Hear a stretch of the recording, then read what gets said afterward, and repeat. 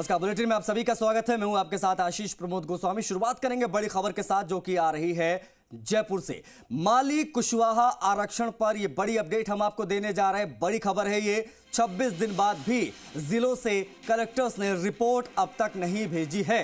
केवल झुंझुनू कलेक्टर ने ही रिपोर्ट दी है, वो भी तथ्यात्मक नहीं है। ओबीसी आयोग ने 10 दिन में सभी कलेक्टर से ये रिपोर्ट तलब की थी, लेकिन हो गए हैं 26 दिन। आयोग अध्यक्ष रिटायर्ड जस्टिस महरू खान बोले हैं कि फिर से सभी कलेक्टर्स को पत्र लिखा जाएगा। माली कुशवाहा समाज ने जातिगत सर्वे की मांग की थी। हालांकि देश में 1931 में हुई थी जातिगत जनगणना, इसलिए सूत्र बताते हैं कि कैसे कलेक्टर्स आयोग को अब रिपोर्ट भेजें, ये भी उनके सामने एक संशय की स्थिति है। बड़ी खबर इस वक्त की हम आपको बता रहे हैं। आशीष चौहान हमारे सहयोगी ज्यादा जानकारी के साथ कनेक्ट हो गए हैं। आशीष, 10 दिन की बात थी, यहाँ तो 26 दिन हो गए, क्या माजरा है? देखिए, जिस तरीके से माली कुशवाहा समाज ने आरक्षण के लिए आंदोलन किया था और उसके बाद में सभी जिला कलेक्टर्स को ये रिपोर्ट सौंपनी थी। आयोग के पत्र के बाद में तमाम जिला कलेक्टर्स को ये खत लिखा गया था और 10 दिन में रिपोर्ट मांगी थी। लेकिन आज 26 दिन बीतने के बावजूद भी ऐसा कोई रिपोर्ट अभी तक नहीं आई है। केवल झुंझुनू जिले से ये रिपोर्ट जो है वो आयोग को दी गई है, वो भी पूरी तरीके से तथ्यात्मक नहीं है। देखिए, जस्टिस महरू खान से हमारी बातचीत हुई तो उन्होंने ये कहा है कि एक ही जिला कलेक्टर की रिपोर्ट आई है और जिस तरीके से वो रिपोर्ट भी तथ्यात्मक नहीं है। उन्होंने ये भी कहा है कि जो सभी जिला कलेक्टर्स को एक बार फिर से खत लिखा जाएगा और फिर से रिपोर्ट मांगी जाएगी। लेकिन यहाँ इस बात की भी चर्चा चल रही है कि जब देश में 1931 में जातिगत आधार पर जनगणना हुई और उसके बाद में किसी भी तरह की जातिगत जनगणना जो रिपोर्ट है वो अब तक सामने नहीं आई है। तो जिला कलेक्टर्स के लिए भी ऐसी असमंजस्य की स्थिति बनी है। जिस तरीके से सूत्र बताते हैं कि किस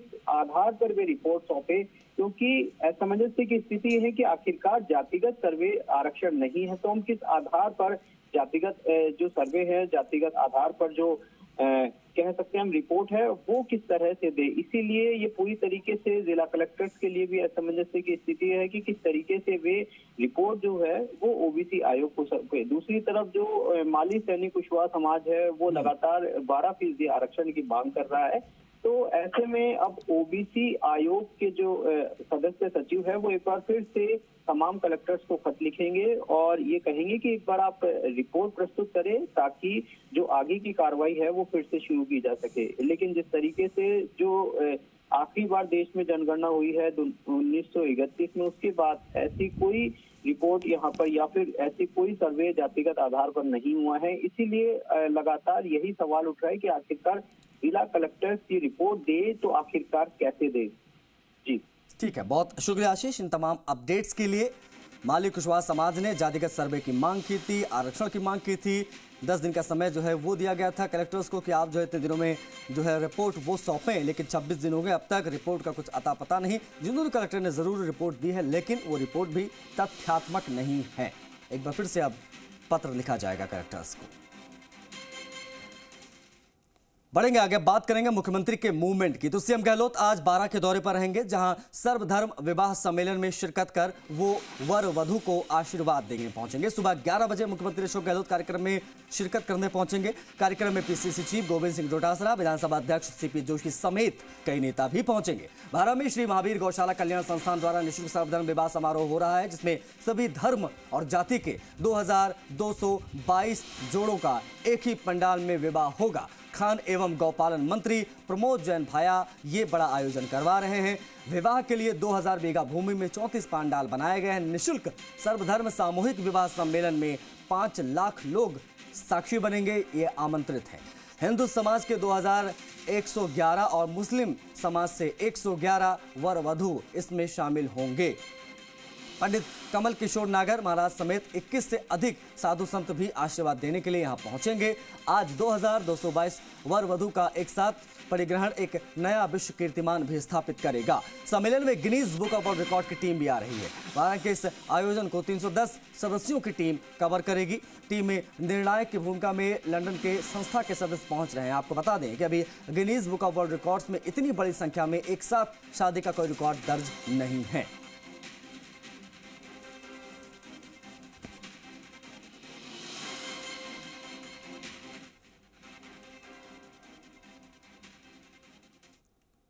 अजमेर से बड़ी खबर है। पीएम मोदी की 31 मई को अजमेर यात्रा रहने वाली, उनका दौरा है।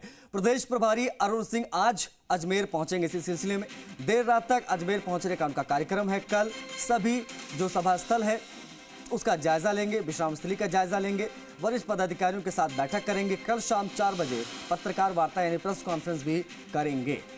तो प्रधानमंत्री के दौरे से पहले तैयारियां मुकम्मल करने की कोशिशें लगातार यहां पर जारी हैं और तमाम बड़े लीडर्स पहुंच रहे हैं। अरुण सिंह आज पहुंचेंगे और अजमेर के दौरे पर आ रहे हैं प्रधानमंत्री मोदी। 31 मई को रहेगा उनका कार्यक्रम, लेकिन उससे पहले क्या व्यवस्थाएं हैं, किस तरीके से किसको वहां पर सुचारू रूप से लागू करना है काम, उसके लिए जो है तमाम लीडर्स जो है वो पहुंच रहे हैं और अधिकारियों से, पदाधिकारियों से वार्ता कर रहे हैं, बैठक कर रहे हैं। कल शाम 4 बजे प्रेस कॉन्फ्रेंस भी की जाएगी। ये भी एक बड़ी जानकारी आपको दे दें।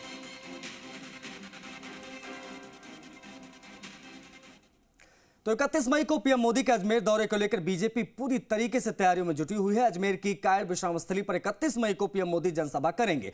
आमसभा की तैयारियों को लेकर नेता प्रतिपक्ष राजेंद्र राठौड़ अजमेर जिले के दौरे पर रहे।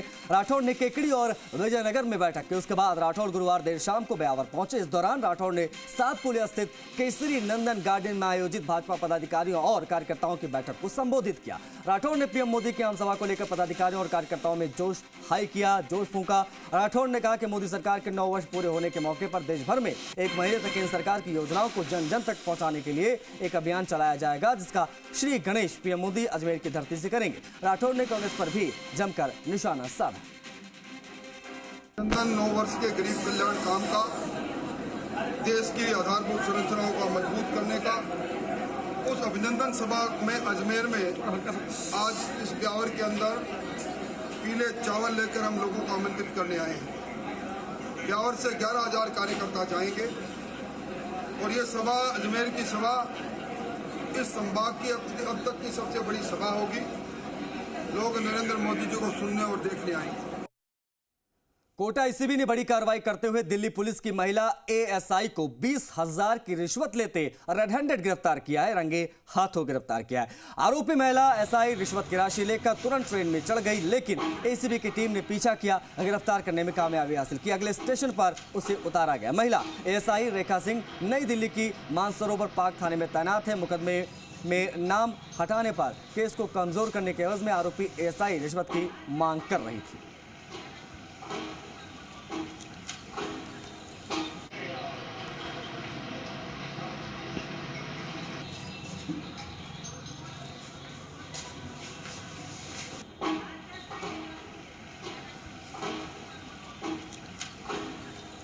तो एसीबी ने बड़ा एक्शन यहाँ पर किया है और जो तस्वीरों में आपको महिला दिख रही है, इनको ट्रैप किया है। ये एएसआई हैं दिल्ली पुलिस में। आपको बता दें कि मुकदमे के नाम हटाने के एवज में घूस लेने आई थी, घूस लिया, रिश्वत की राशि ली और चढ़ गई ट्रेन में, लेकिन एसीबी ने किया पीछा और अगले ही स्टेशन पर दबोच लिया। महिला एएसआई को रिश्वत लेते दबोचा गया है। शिकंजे में एक और घूसखोर, तस्वीर आपके सामने है। 20,000 की रिश्वत लेते इनको गिरफ्तार किया गया है।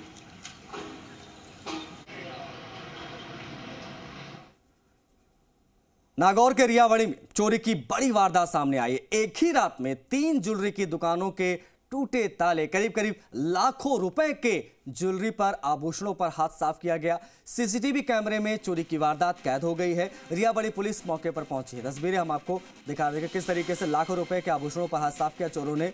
सीसीटीवी कैमरे में चोरी की ये वारदात कैद हुई है। ज्वेलरी शॉप में चोरी यहां पर देखने को मिली है। रियाबड़ी पुलिस मौके पर पहुंची। आगे की इन्वेस्टिगेशन इन सीसीटीवी फुटेज के आधार पर शुरू कर दी गई है।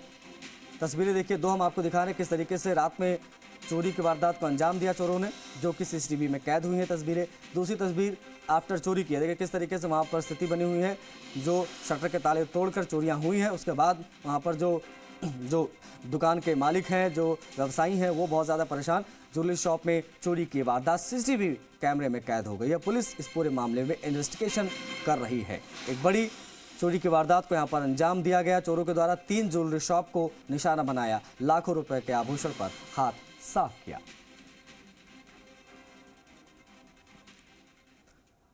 धौलपुर जिले के बाड़ीकोट में तारीख पेशी कर घर लौट रहे दो सगे भाइयों पर 6 से ज्यादा बदमाशों ने हमला कर दिया।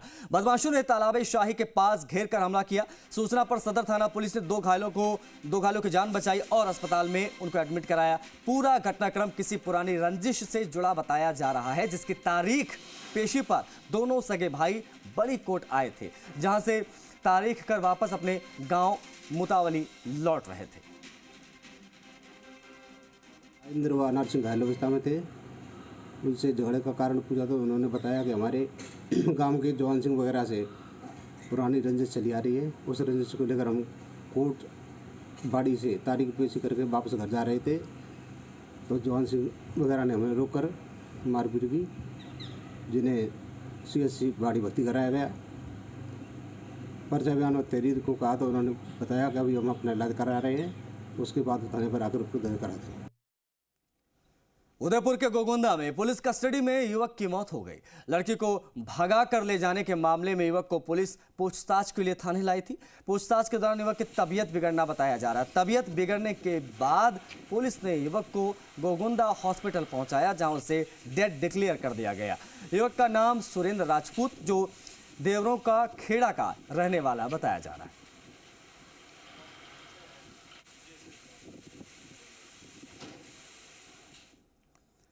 बांसवाड़ा जिले के कुशलगढ़ विधानसभा से निर्दलीय विधायक रमीला खाड़िया के बेटे रोहित खाड़िया के सत्ता के नशे में हर्ष फायरिंग का एक वीडियो सोशल साइट्स पर वायरल हो रहा है। विधायक के बेटे रोहित खाड़िया ने 15 सेकंड की हर्ष फायरिंग करने का वीडियो बनाया और अपने खुद के सोशल मीडिया अकाउंट पर अपलोड कर दिया। इसके बाद ये वीडियो जिले के सोशल मीडिया साइट्स पर वायरल होने लगा। ये वीडियो कुशलगढ़ विधानसभा क्षेत्र का बताया जा रहा है। शादी समारोह में विधायक के पुत्र रोहित खाड़िया गए हुए थे, तभी अपने साथियों के साथ उन्होंने हर्ष फायरिंग की और उसका बाकायदा वीडियो बनाया, सोशल साइट पर डाला। आपको बता दें कि विधायक के पुत्र रोहित खाड़िया यूथ कांग्रेस के जिला उपाध्यक्ष के पद पर हैं। अब देखने वाली बात यह है कि वीडियो के सामने आने के बाद पुलिस प्रशासन क्या एक्शन ले।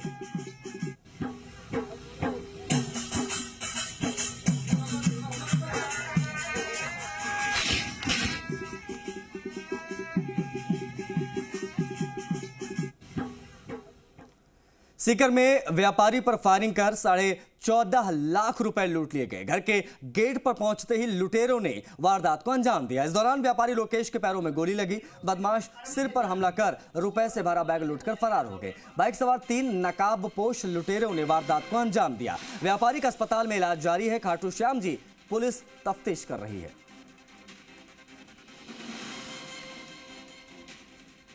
माउंट आबू में निर्माण सामग्री को लाने के लिए लोग अलग अलग तरीके अपना रहे हैं। अब छोटे ट्रक में चिप्स और कोल्ड ड्रिंक के आड़ में लोहे की एंगल्स और पतरे की सीट्स लगाई जा रही हैं, जिसको लेकर पुलिस ने कार्रवाई की है। पुलिस ने अवैध रूप से आ रही लोहे की एंगल्स और पतरे को लेकर कार्रवाई की है। पुलिस ने अवैध रूप में निर्माण सामग्री ला रहे वाहन को सीज करने के आदेश जारी किए। उपखंड अधिकारी सिद्धार्थ ने कार्रवाई की। बता दें कि माउंट आबू में पिछले 3 दशकों से निर्माण कार्यों पर रोक लगी है, जिसको लेकर लोग अवैध तरीके से निर्माण सामग्री लाते हैं और निर्माण कराते हैं।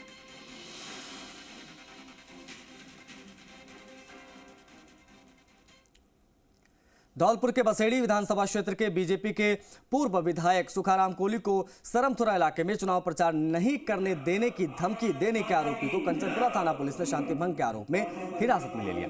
आरोपी को हिरासत में लेकर पूछताछ करने के बाद पुलिस ने बाड़ी SDM कोर्ट में इसे पेश किया। आरोपी बंटी मीणा की 2 दिन पहले धौलपुर भाजपा कार्यालय में एक कार्यक्रम के दौरान बाड़ी मंडल प्रभारी विष्णु सिंघल से तू मैं हुई थी, जिसको लेकर बंटी मीणा ने मोबाइल पर धौलपुर मीटिंग में हुई नोकझोंक को लेकर खरी खोटी सुनाई और आगामी विधानसभा चुनाव में सरमथुरा इलाके में प्रचार के लिए घुसने नहीं देने तक की धमकी दी थी।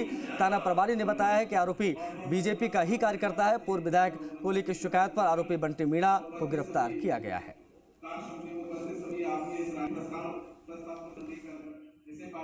अनजान नंबर से मेरे पास कॉल आया और कॉल आकर के उसने कहा कि तूने सेठी जी से क्या कहा। मैंने कहा सेठी जी कौन सेठ जी? तो उन्होंने कहा नहीं क्या कहा सेठ जी से। मैंने सेठ जी से मैंने कुछ नहीं कहा, अगर कुछ कहा होगा तो उन्हीं से बैठ करके मैं बात कर लूँगा, अगर कोई बात तो हुई है तो मेरे संग आना तो ऐसी कोई बात नहीं है। उसने कहा कि तू सरमथुरा क्षेत्र में आना, मैं तुझे देख लूँगा। उस भाव में कहा जैसे वो मुझे जान से मारने की धमकी दे रहा हूँ। पूर्व विधायक सुखराम कोली जी की शिकायत पर बंटी पुत्र विद्याराम मीणा निवासी कुआमनी को 151 CRPC में गिरफ्तार कर तहसीलदार साहब के समक्ष पेश किया गया है। खबरों में आगे बढ़ेंगे। जयपुर के कोटखावदा हादसा मामले में मृतकों के परिजनों को 3 लाख रुपए की आर्थिक मदद दी गई है, जिसमें 2 लाख स्थानीय विधायक वेद प्रकाश सोलंकी ने दिए हैं, जबकि 1 लाख रुपए की मदद चाकसू नगरपालिका चेयरमैन कमलेश बैरवा और वाइस चेयरमैन सीताराम गुर्जर की तरफ से है। साथ ही परिजनों के पीने के पानी की समस्या पर विधायक ने अधिकारियों को तुरंत प्रभाव से हैंडपंप लगाने के आदेश दिए।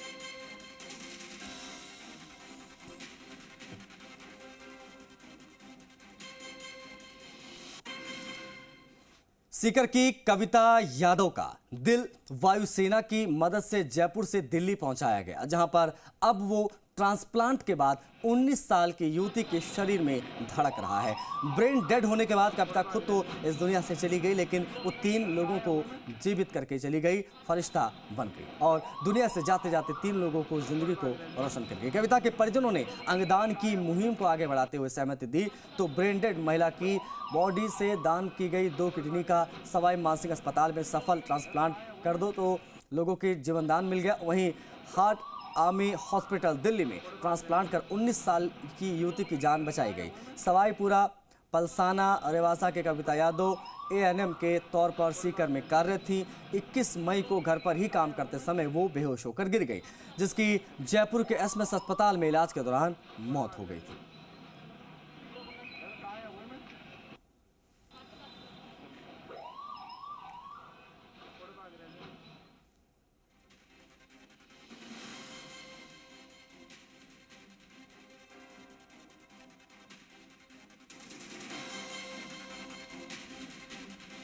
तो 2 किडनी और हार्ट का ट्रांसप्लांट हुआ। कविता ने 3 लोगों को एक नया जीवन दिया। खुद तो दुनिया से चली गई, लेकिन देखिए किस तरीके से अंगदान की जो एक मुहिम है उसको यहाँ पर आगे बढ़ाया कविता ने। ब्रेन डेड हो चुका था, अब ऐसे में परिवार से जब बातचीत हुई तो परिवार राजी हो गया, सहमति दर्ज कराई गई। उसके बाद में कविता की 2 किडनियाँ और हार्ट वो दान किया गया। अब ऐसे में हार्ट को दिल्ली में ट्रांसप्लांट किया गया। एक 19 साल की लड़की की जान बची है, क्योंकि कविता के दिल अब उसके शरीर में धड़केगा। 2 किडनियां जो हैं वो जयपुर में ट्रांसप्लांट की जाएंगी। कविता ने 3 लोगों को यहाँ पर नया जीवन दिया है इस अंगदान से। अजमेर शहर में गुरुवार रात तेज आंधी के साथ बारिश ने शहर का हाल बिगाड़ दिया। आंधी के कारण कई स्थानों पर पेड़ गिरे, बैनर पोस्टर फट गए, टीन छप्पर उड़ने की खबरें सामने आई।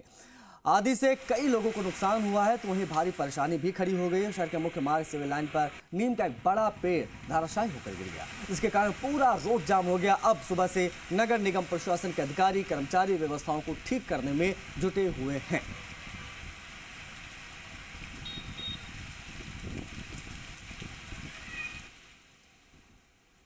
जयपुर के बस्ती क्षेत्र में तेज तूफान आया।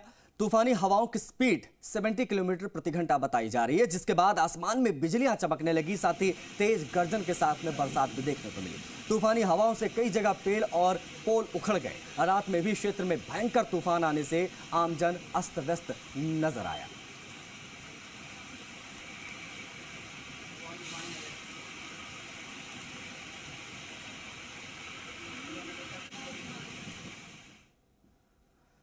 ऐसा ही हाल सवाई माधोपुर में भी देखने को मिला। यहां के बौली में रात आए तूफान के बाद तबाही का मंजर सबने देखा।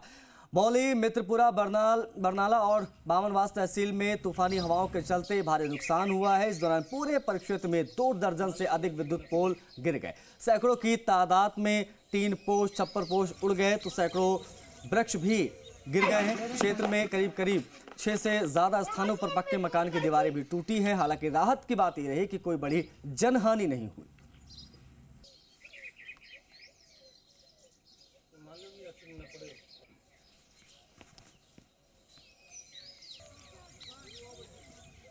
रात को इतनी भयंकर तूफान आया, ये खंबा टूट गया देख लो, और दर्जनों चद्दर उड़ गए और काफी पेड़ गिर गए और मकानों को मतलब बर्तनों के और एक जानवर, जो जानवर बाहर रह गया वो जानवर भी अतिग्रस्त हो गया। भयंकर तूफान था सर। रात को तूफान आया अचानक और 3 टप्पर वगैरह चारों तरफ ईंटों की पत्थरों की दीवार थी। तो उसके बाद में क्या ये मकान है, दुकान है, क्या है?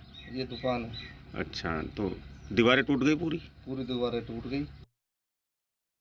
अलवर के खेड़ली कस्बे में देर रात तेज बारिश के कारण 2 जगह छज्जा टूटने की खबर सामने आई। हालांकि बड़ा हादसा यहां पर टल गया। रेलवे स्टेशन के बाहर बने सुलभ शौचालय के मेन गेट के ऊपर बनी छज्जी जो है वो टूटकर नीचे गिर गई। अब गनीमत ये रही कि उस समय कोई भी यात्री या आने जाने वाला वहां पर कोई उपस्थित नहीं था, नहीं तो बड़ा हादसा हो सकता था।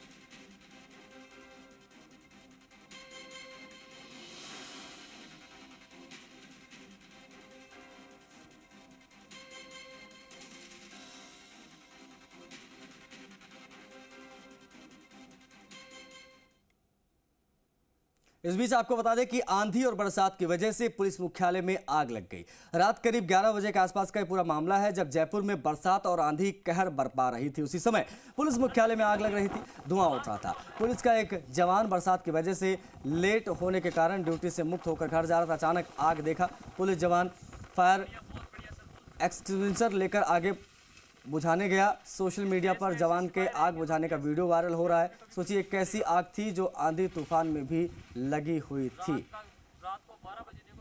पुलिस मुख्यालय में धुआं दिखा। जब पुलिसकर्मी ने उसको देखा तो तत्काल इसको बुझाने का वहां पर प्रयास किया। अब सवाल यह कि तेज बारिश और तेज आंधी के बीच में ये आग यहां पर कैसे लगी।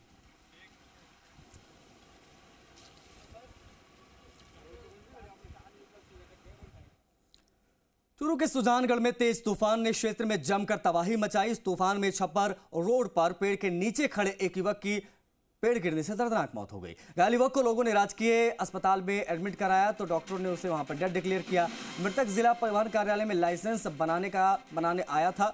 तूफान से बचने के लिए साइड में खड़ा हो गया, तभी यह हादसा हुआ है। भयंकर तूफान में सैकड़ों की संख्या में पक्षियों की भी मौत हुई है। सड़क पर जगह जगह मरे हुए पक्षी और टीन शेड पड़े दिखाई दिए हैं।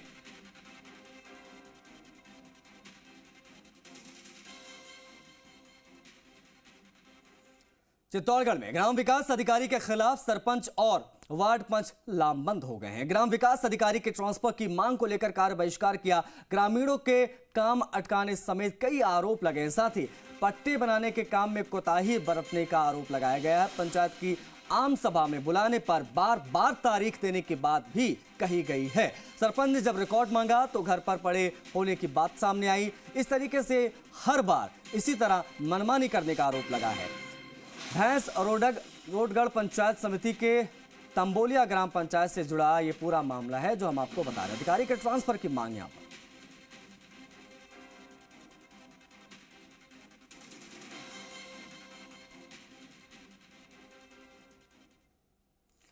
सवाई माधोपुर स्थित रणथंभौर टाइगर रिजर्व में लेपर्ड के हमले से वन विभाग का वॉलंटियर घायल हो गया। लेपर्ड हमले में घायल हुए वॉलंटियर को इलाज के लिए जिला अस्पताल लाया गया।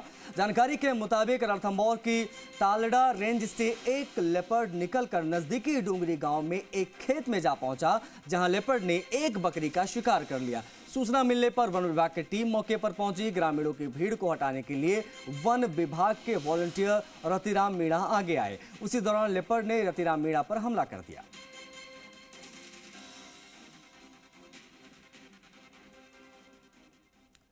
भरतपुर में हैरान कर देने वाला एक मामला सामने आया है। यहां 6 बेटियों की मां ने अपनी ही नवजात बेटी को पालना गृह में ले जाकर छोड़ दिया। महिला ने बच्ची के साथ एक नोट भी वहां पर लिखा है, एक पत्र भी वहां पर छोड़ा है, जिसमें उसने लिखा है कि उसकी 6 बेटियां हैं, जिससे उसके चलते उसकी सास उन्हें ताने देती है, परेशान करती है, प्रताड़ित करती है, जिससे परेशान होकर वो अपनी इस बेटी को यहां पर छोड़कर जा रही है। साथ ही उस बेबस मां ने पालना गृह प्रशासन से अनुरोध किया है कि वो बच्ची को पालकर एहसान करे। मामला सामने आने के बाद पुलिस मामले की इन्वेस्टिगेशन कर रही है।